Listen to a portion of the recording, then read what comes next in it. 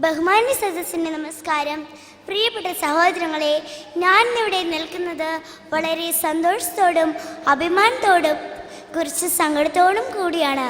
സന്തോഷം, എനിക്ക് ഈ സ്കൂളിൽ പഠിക്കുവാൻ സാധിച്ചു എന്നതാണ്. അഭിമാനം, എനിക്കിന്നിവിടെ നിങ്ങളുടെ മുൻപിൽ നിൽക്കുവാൻ കഴിഞ്ഞു എന്നതാണ്. സങ്കടം, കുറച്ച് ദിവസങ്ങൾ കൂടി കഴിഞ്ഞാൽ ഞാൻ ഈ സ്കൂളിൽ നിന്നും പോകുമല്ലോ എന്ന് ഓർത്തിട്ടാണ്.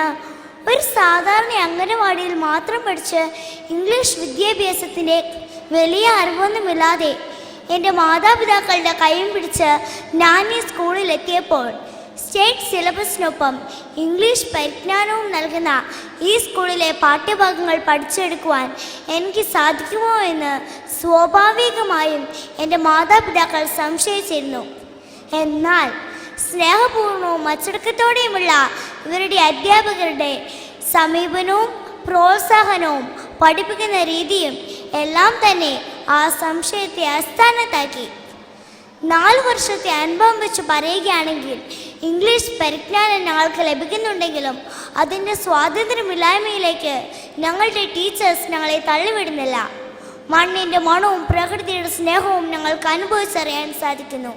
തൻ്റെ മാതൃഭാഷ നല്ല രീതിയിൽ സ്വായത്തമാക്കിയാൽ ഏതൊരു ഭാഷയും ഏതൊരാൾക്കും വഴങ്ങും എന്ന സത്യം ഞങ്ങൾ മനസ്സിലാക്കുന്നു.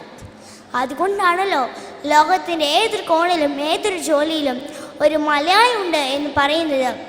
നഴ്സറി തലം മുതൽ തൻ്റെ അമ്മ മലയാളത്തെ മറന്ന് ഇംഗ്ലീഷ് സംസാരിക്കാൻ നിർബന്ധിതനാകുന്ന, മലയാളം സംസാരിച്ചാൽ പണിഷ്മെൻറ്റ് കിട്ടുന്ന നുഖങ്ങളോ അത്തരം കുഞ്ഞുങ്ങളുടെ വീർപ്പുമുട്ടലോ ഞങ്ങൾക്കില്ല.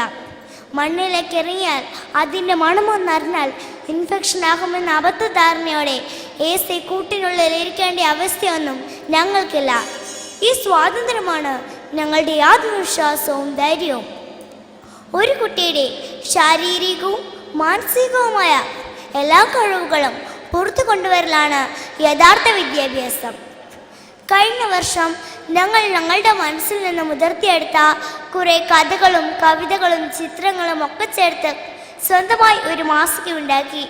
ക്ലാസ് ടീച്ചർമാരുടെ സഹായത്തോടെ അത് പൂർത്തിയാക്കി.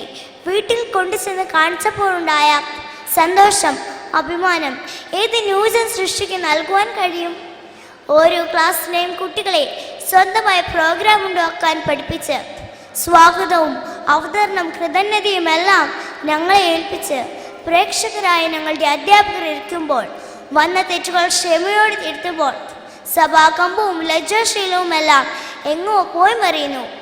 കഴിഞ്ഞ അധ്യാപക ദിനത്തിൽ ഞങ്ങളെ കൊണ്ട് ക്ലാസ് എടുപ്പിക്കുകയും അതിൽ നിന്ന് മുതിർന്നു വീണ നല്ല ആശയങ്ങൾ സ്കൂളിൽ നടപ്പാക്കുകയും ചെയ്തപ്പോൾ ഞങ്ങൾക്ക് ഞങ്ങളോട് തന്നെ അഭിമാനം തോന്നി. എനിക്ക് ഇവിടെ ഇരിക്കുന്ന മാതാപിതാക്കളോട് പറയാനുള്ളത്, കുട്ടികളുടെ മാനസിക വളർച്ചയാണ് ഒരു നാടിൻ്റെ രാഷ്ട്രീയ ഇച്ഛാശക്തി. ഒരു ശിശുവിന് ഏറ്റവും കൂടുതൽ സ്നേഹവും വാത്സല്യവും ലഭിക്കുന്നത് അവൻ്റെ ബാല്യകാലത്താണ്.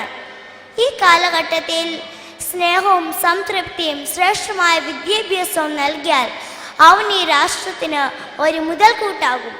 മലയാളികൾ വേരോടെ പിഴുതെറിയേണ്ട ചില തിന്മകളുണ്ട്. സ്വജന പക്ഷപാതം, സ്വാർത്ഥത, മറ്റുള്ളവരിലേക്കുള്ള എത്തിനോട്ടം. വിദ്യാഭ്യാസത്തിന് നന്മകളിലൂടെ മാത്രമേ ഇത്തരം പ്രശ്നങ്ങൾക്ക് വിരാമം വിടാൻ സാധിക്കുകയുള്ളൂ. നല്ല വിദ്യാഭ്യാസം പോഷകഗുണമുള്ള ഭക്ഷണം പോലെ തന്നെ നമുക്ക് ആവശ്യമാണ്. ഈ സ്കൂളിൽ എൻ്റെ ബാല്യകാലം ചില്ലിവിടാൻ പറ്റി എന്ന അഭിമാനത്തോടെ ഓർമ്മിപ്പിച്ചുകൊണ്ടും മഹാത്മാഗാന്ധിയുടെ വാക്കുകളിലേക്ക് ഞാൻ നിങ്ങളെ കൊണ്ടുപോവുകയാണ്.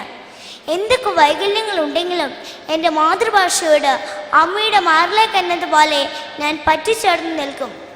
എൻ്റെ ജീവൻ നിലനിർത്തേണ്ട പാല് തരാൻ അതിന് മാത്രമേ സാധിക്കുകയുള്ളൂ. ആ നെഞ്ചിലേക്ക് എന്നെ ചേർത്ത് നിർത്തിയ എൻ്റെ മാതാപിതാക്കൾക്കും ബഹുമാന്യ ഗുരുക്കന്മാരെയും സ്മരിച്ചുകൊണ്ട് ഞാൻ എൻ്റെ വാക്കുകൾ ഇവിടെ ഉപസംഹരിക്കുന്നു. നന്ദി, നമസ്കാരം, ജയ് ഹിന്ദ്.